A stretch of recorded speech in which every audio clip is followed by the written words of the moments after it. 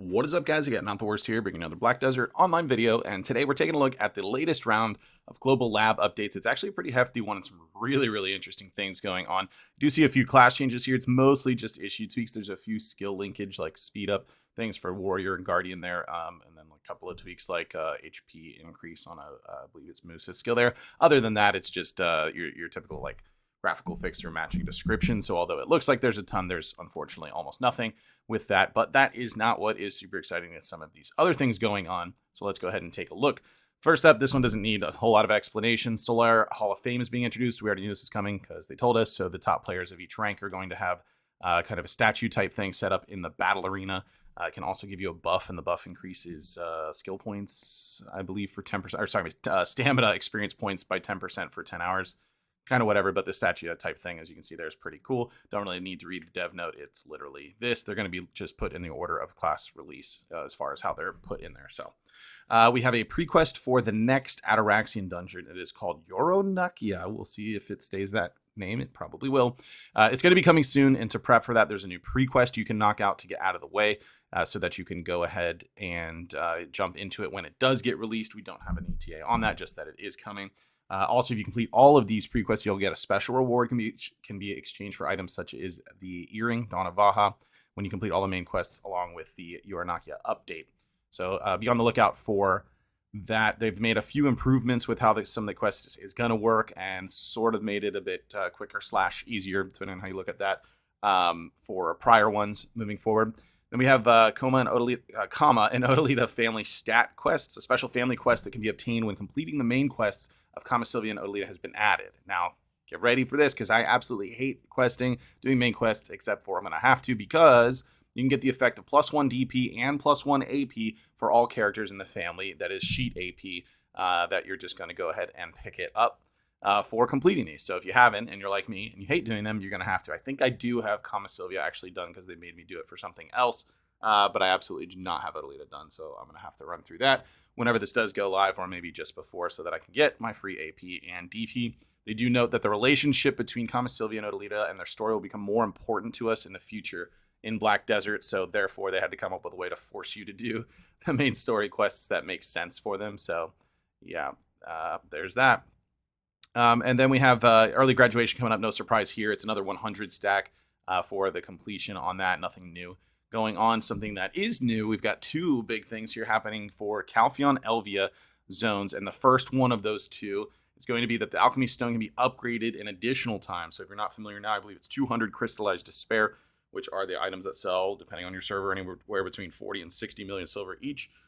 Drops a ton of them, and you can get those together and boost up your Vell's Heart or your Perilla's Star or whatever Alchemy Stone you're using. Gives you 2 sheet DP with it. They're going to increase that even more. Another 100 of those will give you another 2 DP. So you can see they have a chart for it. This is the Blessed Soul Fragment added to the Vell's Heart currently in game. So the regular AP on it, and it's +2 DP, and then you'll be able to enhance it another level there. It's up 4 DP from the base amount, not 4 DP from the Blessed one. So look out for those. If you're not grinding Calpheon Elvia, you may want to go ahead and jump in on that, or grind somewhere and start buying them before they shoot up. It's extremely likely. They have gone up already on NA considerably. They were at about 39-40 mil before, and they're sitting today between mid to upper 50s. I believe they cap at 63 mil, if I remember correctly, from the launch. But yeah, be on the lookout for that. They're probably going to sit at max price for the first couple of weeks whenever that does go live.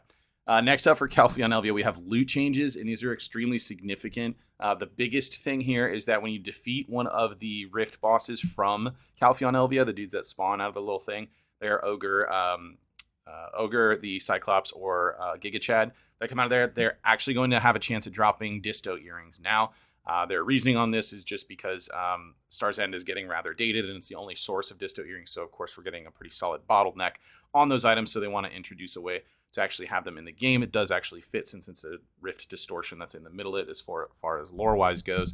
So it just kind of makes sense in general. They do note that the ones that are obtainable is lower at the lower end ground. So Rudums, Kahaku Plane, and Sonals versus Quint and Hex. They're going to have a higher drop chance for those. And they've also got Crystallized Despairs that were on it.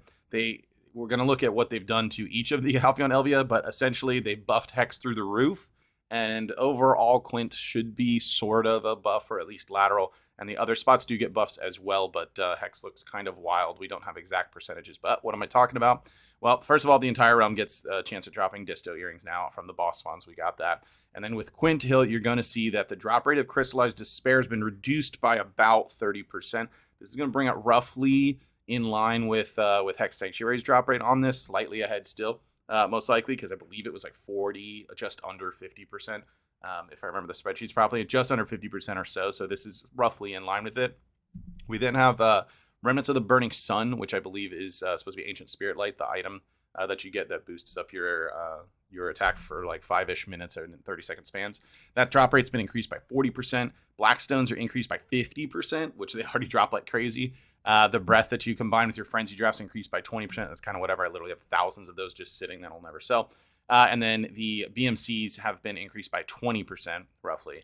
Now, Hex Sanctuary did not have its Crystallized Despair drop rate adjusted. So depending on your clear speed there, usually average between 10 and 15 of these an hour, and that's going to remain unchanged. In addition to Ancient Spirit Light's got a 70% increased drop rate. We also get the 50% Blackstone increased drop rate.